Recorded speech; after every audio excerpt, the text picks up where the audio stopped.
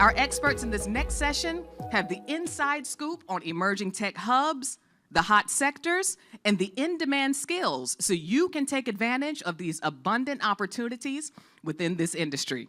Our panelists for today are Karen Williams, founder and CEO of Cultural Avid, Catherine Charleston, Director of Solution Engineering at Salesforce, and our moderator is Niani Tolbert, founder and CEO of Hire Black. Let's welcome our panelists. We have a great conversation that we're going to start, and I just want to say, just reintroduce myself. My name is Niani Tolbert, and I am the founder and CEO of Hire Black Now.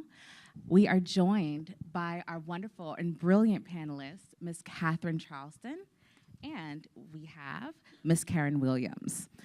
So, recently, many career articles, LinkedIn posts, TikToks, and Reels have been prepped with a new alliteration. Can you guess it? The September surge. A promise of post-Labor Day peak in job opportunities had many of us filled with hope. However, as we enter October, some of us are still wondering where the tech jobs are. Before we get into the discussion, I'd like to introduce a little bit more about our panelists today. We have Ms. Catherine Charleston, Director of Solution Engineering at Salesforce. Catherine is based in Chicago. Any Chicago people? Okay. And is an energetic, innovative marketing and sales leader with over 20 years of experience in developing, implementing, and launching effective data, lead management, and digital transformation strategies. Her proficiency in CRM, sales, and marketing, along with her passionate approach towards collaboration, team-centered action and service, has led her to her current role as a Director of Solutions Engineering for commercial and enterprise accounts in travel, transportation, hospitality, and logistics here at Salesforce. We also have Ms. Karen Williams, talent acquisition consultant and founder and CEO of Cultural Avid.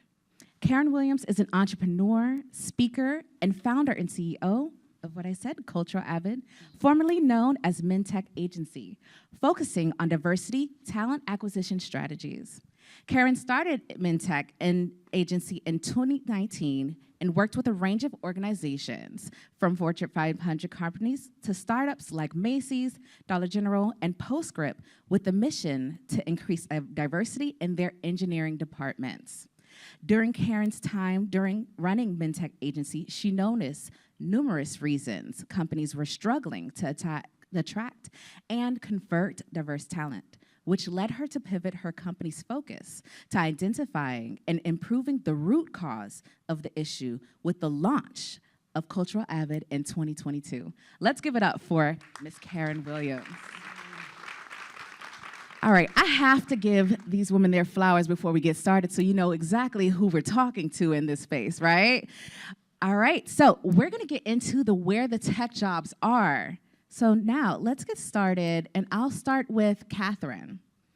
In the vast industry of technology, what are some emerging sectors with the most job opportunities? Yeah, so I think we've talked about it a lot. If you think about what we talked about with personalization, everything's centered around data and the customer experience. Also AI, so there are several job opportunities being created around AI roles and how companies are going to transform for their businesses, for their customers based on it, right? And then also I work within solution engineering. I will tell you, when I started this role, a lot of people didn't know what solution engineering is, but it's a tech sales role. So you're actually presenting the value to customers, you're talking to them, you're problem solving for them, and helping them understand the value that the technology can bring to the business. So some people enjoy the sales process. They don't want to get ingrained in negotiations, but even looking at a consulting type role, which we've talked about, that's a role that solution engineering can play.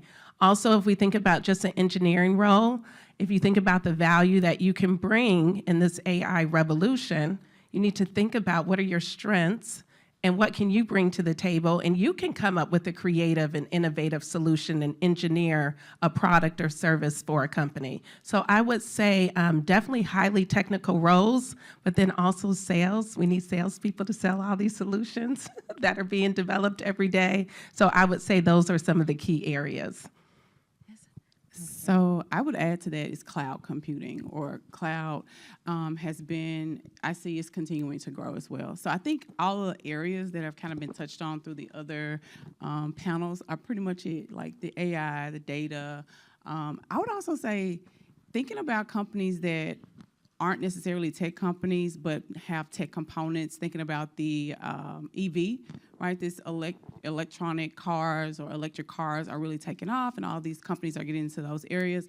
These people will have opportunities that will then emerge new jobs. So I would say that's another area that people may not be thinking of that will I'm sure, grow and have a lot of opportunities. Yeah, thank you, Karen, for bringing that up. I think that a lot of us forget that we may be in industries that are trying to become more innovative within technology. So we don't even have to necessarily change into the tech industry and work for like a tech-specific company. We can actually look into what are the innovative companies within the industry that we're currently in. So for example, when I was a tech recruiter, I worked at Equinox. And so people know that as a gym, but why do they have a tech team? They had a tech team because they wanted to do connected devices. They wanted to go into having an app. So you can find some solutions or some organizations that are being innovative through with tech that you're already in. I do want to add to that, because I found Salesforce, I found Oracle, I found working with technology through the companies that I was a customer of these technology companies for. So I was in financial services. Not exciting for technology over 20 years ago. Everything was handwritten. The sales team was coming into the offices with donuts. There were no email communications. And so that was an opportunity for me to leverage technology, create efficiencies for the companies that I worked for, and actually master it, right? So think about, what are the challenges within my company? How can I help them move forward? How can I grow revenue? And how can I leverage technology to do that?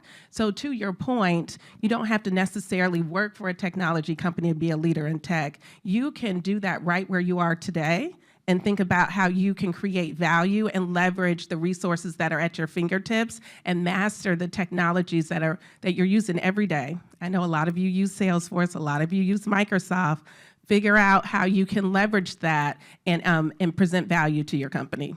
Yeah, absolutely. I'm gonna add one more point to Catherine, who is not new to this, she is true to this. Thinking about maximizing the efficiency within your company can look like systems, right? Building systems, creating standard operating procedures. So what are you able to now moderate within your current role that shows that you are equipped with some technological knowledge? So if you have that, make sure that you document that. Thinking about how you're making something more efficient within the processes or softwares that you currently use. So that's the first one. All right, so we have Karen. The tech field is ever evolving and fast-paced. What are skills that are in demand right now that we can learn to use, and how can we acquire them? Well, when I think about that, I'm thinking about, so the skills that you need, I think a lot of them are personal skills, right? The networking, knowing how to connect. I know that is something we'll talk about a little later, but when you're thinking about whether it's switching jobs, switching roles, or even within your company, it's so big, you may not know the person that's over that department. But being able to network and communicate, whether it's within the company or using LinkedIn to do that, those are skills that you really need to know how to use, because they're gonna help you make the leap. Because as we know, that a lot of these opportunities come from referrals or other people. So being able to understand how to network and communicate with other people and build those relationships, I think is key. And of course, we know like critical thinking, thinking outside the box. People are really looking for people that can think outside the box. There are more challenges that they're giving with these job interviews to see how you actually, thinking about a software engineer that I sent out for an interview, it was that they weren't necessarily looking at what was the solution, but how he got there. So they're looking at your train of thought, how you're getting from point A to point B. So just kind of thinking about those type of things. And I would say the skills for that would be definitely LinkedIn. That's one of the things I use or tell people to use is LinkedIn as far as their learning source. But also open source has lots of projects that you can join with other people to help get you experience in those things on how to work out those problems. So it's lots of opportunities out there as far as how to understand how to do those things. It's just more so of narrowing down what it is you want to do. Because it's so broad, it's so many things, kind of narrowing down what that thing is. And then if you don't find a group that does it, create your own group. And like you create a little group of people so that you can build onto those skills. I love that. Catherine. I would definitely say, and it was mentioned before, but being curious, right? Like being able to be a fast-paced learner. If you think about technology is moving so fast, AI kind of came out of nowhere. So you need to be able to pick up the technology, learn fast, move in a fast-paced environment. These companies move entirely fast. Like you'll be left behind if you don't stay ahead. Also, team building. So like you work as a team, project management, a lot of the projects, whether you're in a sales team or you are working in HR, or if you're working within even sales, you're collaborating across a whole group of people. And it takes project management skills. How do I bring the right ears to the conversation? How do I get this event up and running? So you need to be able to have those skills. And then I also would say a huge one is just leadership skills. Even though you might not be in a leadership role, a lot of it is taking initiative. Companies are not going to hold your hand and teach you within this industry. So you need to be a leader. You need to be able to learn on your own. Someone also talked about documenting your skills, looking at your value, your purpose. So even just taking that initiative to know what value you bring, but I would just say really being driven. That is some skill sets that you need to have. I agree with those. I think I would add two things or expand on some of the things that they mentioned.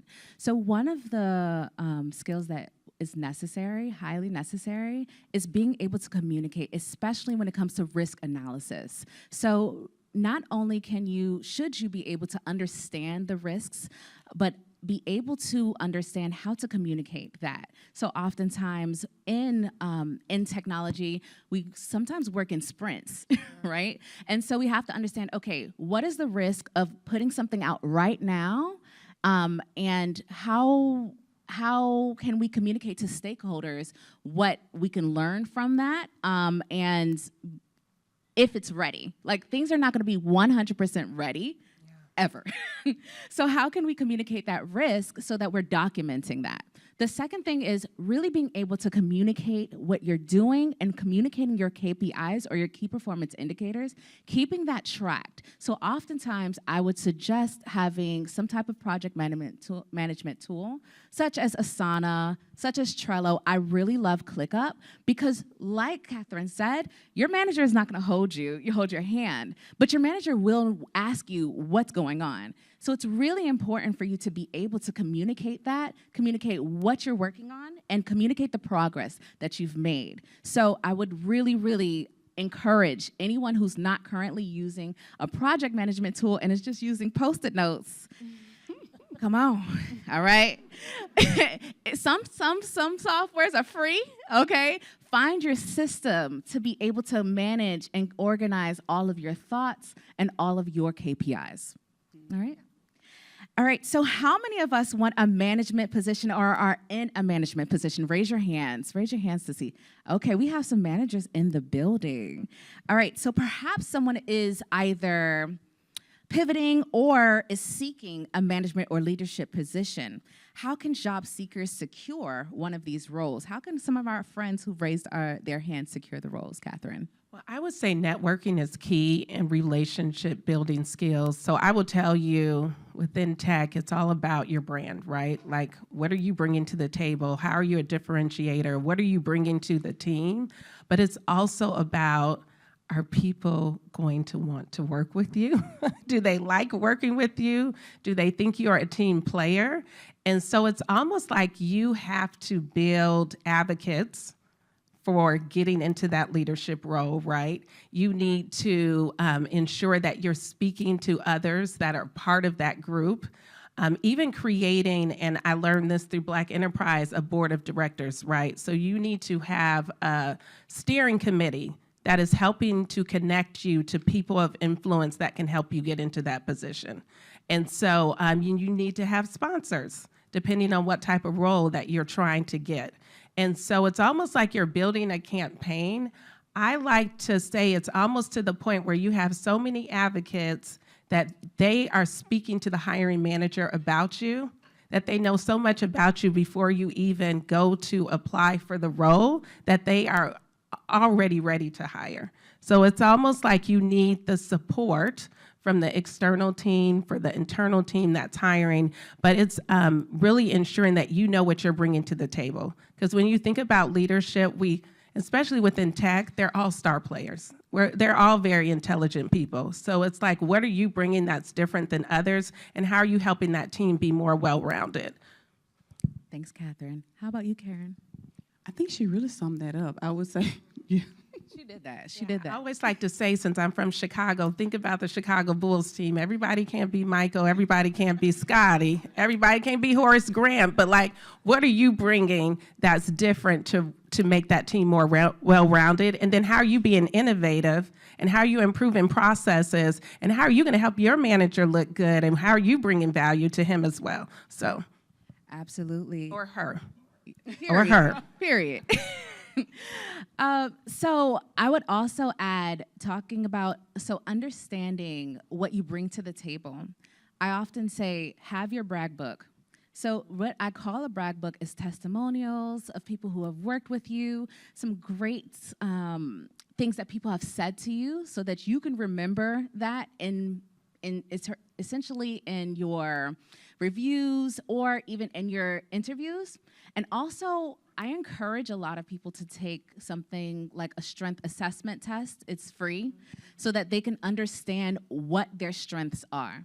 So many times we focus on what we need to improve upon, and we don't lean into our strengths as much. So, for example, my number one strength is my love of learning. And the way that I would bring that into an interview is saying that I teach myself a lot. I am able to be onboarded quickly, and I'm able to go into new challenges because of the fact that I am self-taught in so many things. And so find out what your top 3 strengths are and make career stories or examples of how you've been able to lead using your strengths. Because typically we inherently lead from our strengths that are within already. So how have you shown that within your organization or even in your personal lives, just to get started?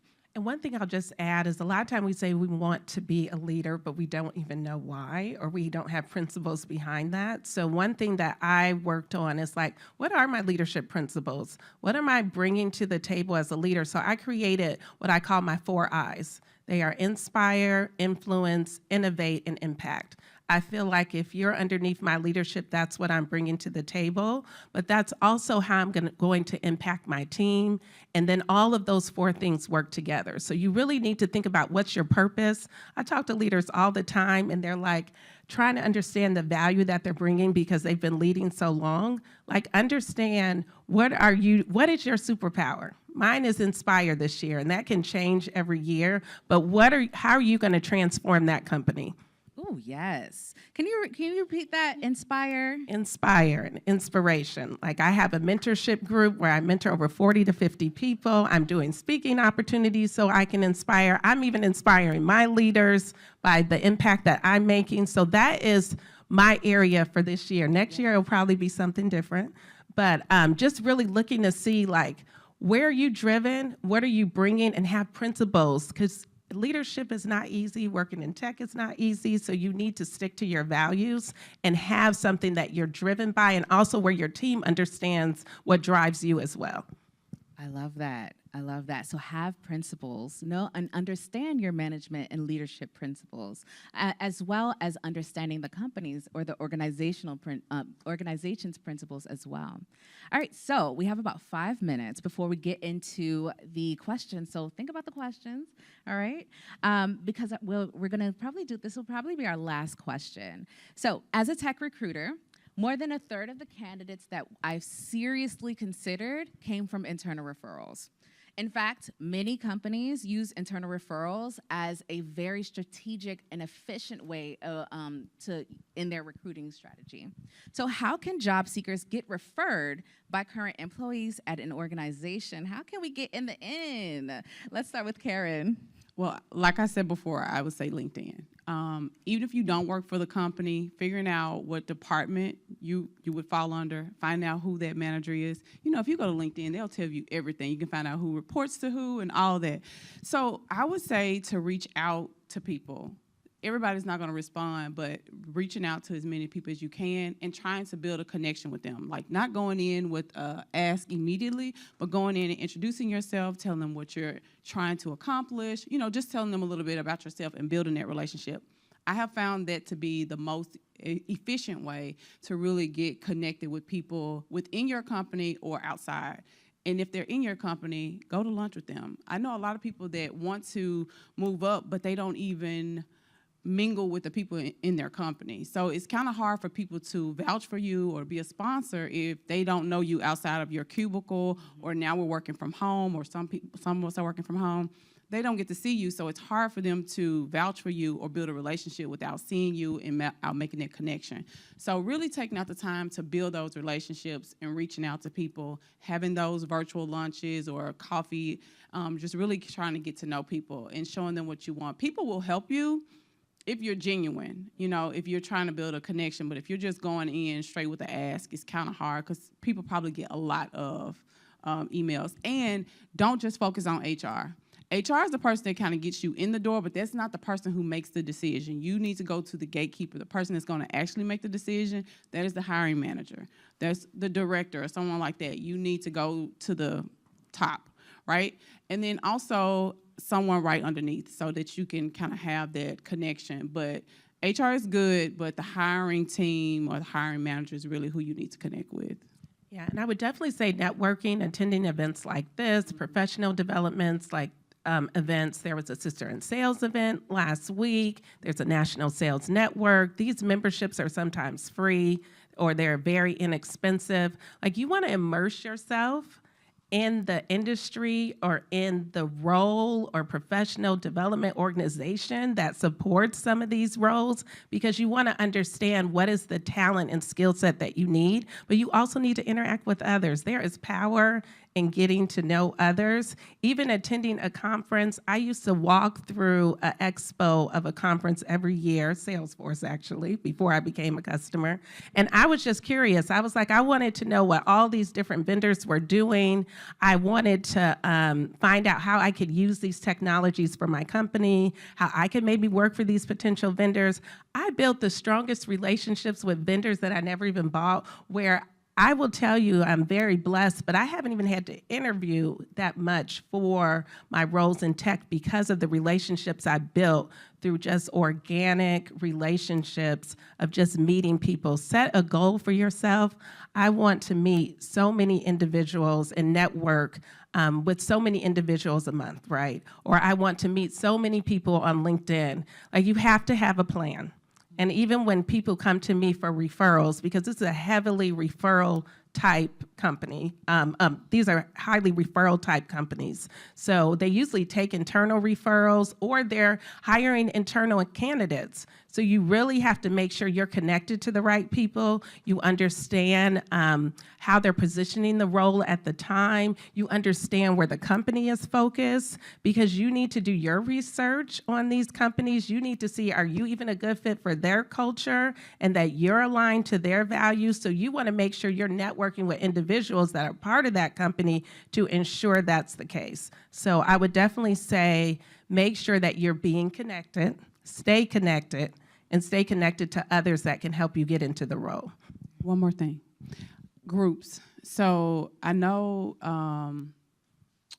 Clubhouse has lots of groups where they talk about jobs, where you can get connected with the people that are promoting the roles. Now, normally it's like a recruiter that's of the company that's in those rooms, but you can still get connected with them and they can connect you with the right person. You just, again, network and meet them offline. But there are lots of LinkedIn groups, GroupMe groups, Slack groups that are specifically for helping women of color or just people get in tech. And if you can get in those groups, those groups are normally filled with like recruiters and people in HR and even hiring managers that are looking to fill those roles. So just getting in those rooms and talking and just making connections is also good. The last thing I'll say is just build up your social profile. Like, you want to have a brand that you're presenting to these companies. Brand is important, and so if you think about how they market themselves, they are marketing themselves all based off of their brand and the value that they bring. So you need to make sure you have some type of visibility in the social space, and I think they talked about it earlier, like figuring out like what are your strengths, what are some skills that you can share outside of your job today that identify you as who you are and what you bring. Do y'all mind if I take 1 minute? 1 minute of your question time. Can I do that? Y'all okay with that? Are y'all gonna get mad? All right, we're gonna have I'm gonna have 1 minute of the question time, so they have 9 minutes. All right, cool. All right, so I want to first say that it's really important for you, again, to have some. I spoke at the National Urban League, and someone mentioned being afraid of being a show horse and being a workhorse instead, right? A lot of the times, the workhorses don't get seen. You know, their impact is felt, but they don't get seen. So make sure that you are a show horse, okay? Make sure that you are documenting and sharing what you're doing so that everybody knows what you're doing. Even within the organization, when I was in my organization, I was like, hey, I did this. I just did this within their Slack, because everybody's gonna know what I've been up to, all right? So that you don't get lost in the mix of things. The second thing is that I'm going to shout out a few things, a few resources. You have the Black ERG Collective that is in New York that has a bunch of employee resource groups with that has like hundreds of people who network. I think they have it a couple of times per year. That's a great opportunity because there's over 20 different companies with their Black ERG groups who connect at that time. So if you want to meet with people and get a referral, make sure that you are connecting in those types of spaces. Also, Baddies in Tech. I don't know if Allie is here. Sorry, that is my girl, Allie. So Baddies in Tech is an awesome opportunity, an awesome network. And you want to take a 10-second pitch? Okay, no. All right, so awesome network, and we also have Hire Black. So Hire Black, we have kickbacks. We also, kickbacks, or we just did like a house party. It was a house networking party that allows people to connect in a space that feels like they are home, feels like they don't have to code switch. These are really important. Why? Because I want you all to think of networking not as a hunt. So you're not hunting for your next person. It is a farm. You are nurturing and you're growing relationships. You're connecting with people. So if it's difficult for you to do that, make sure that you have a system in order to do so. So for example, a system that I have is that every quarter, or at least once a quarter, I try to ping people that I've connected with in that past quarter. Just say hi. You don't have to ask anything from them, but make sure that you're creating connections. So I have Zaneid here. So Zaneid is someone that I met before. Shade is someone that I met before. Allie, these are people that I'm staying connected with throughout my career, even if I have nothing to ask, or even if they have nothing to ask. Make sure you do that. All right, now let's go into the questions. Don't want to take any more time.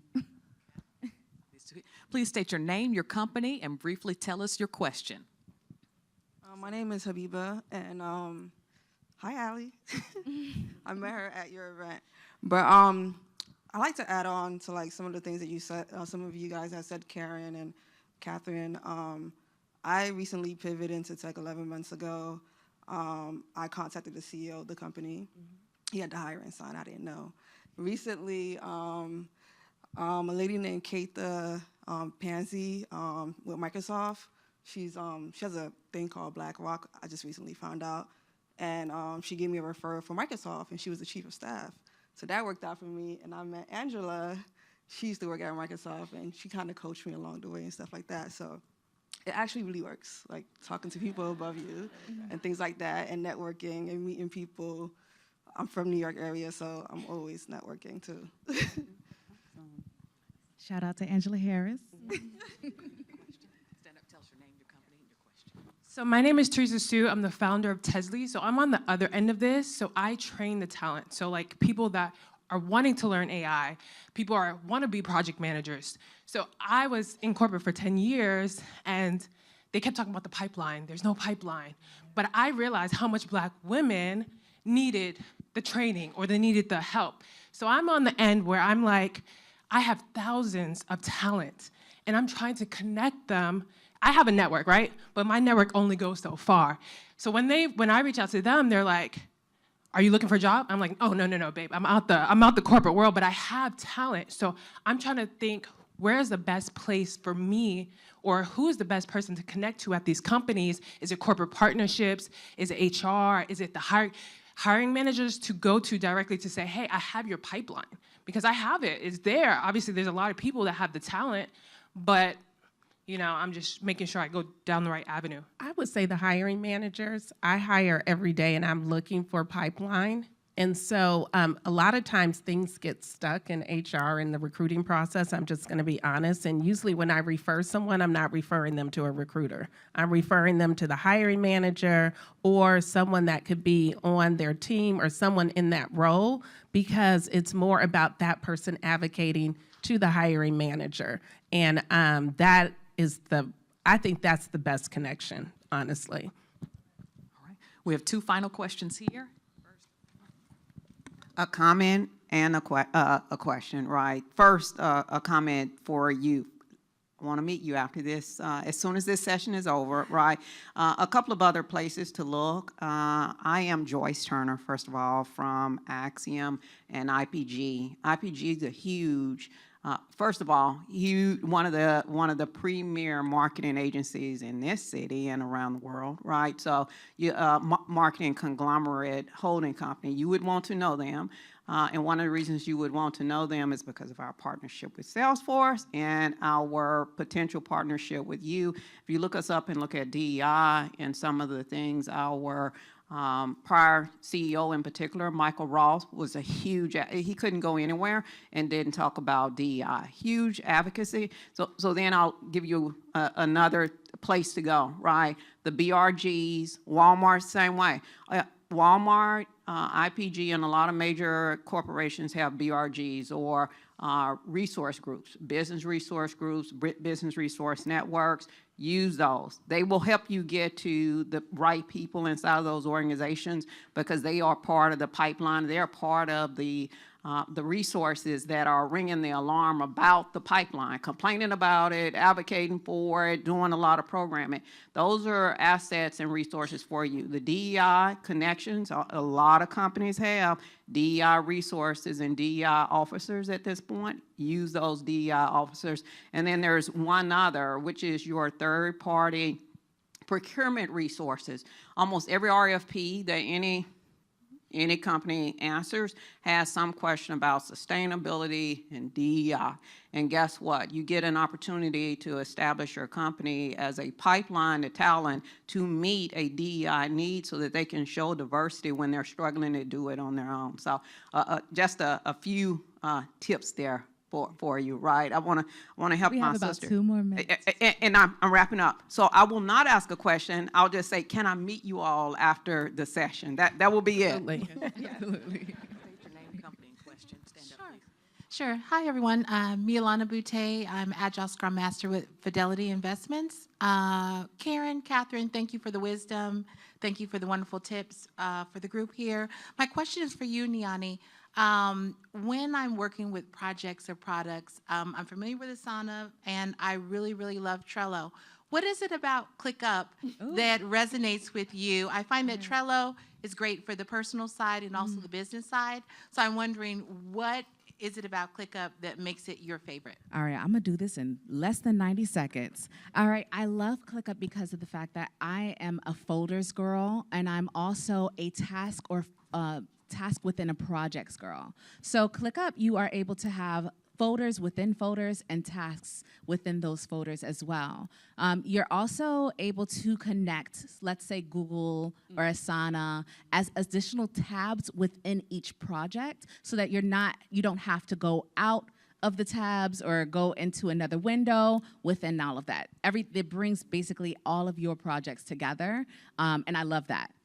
Yeah. I did it in under 90 seconds. All right, so we're gonna end on time. All right, and so I appreciate all of you. Thank you so much. You can link with me on LinkedIn and Yes, please find me on LinkedIn. and Karen. LinkedIn. All right, and we will be able to connect with you after the session.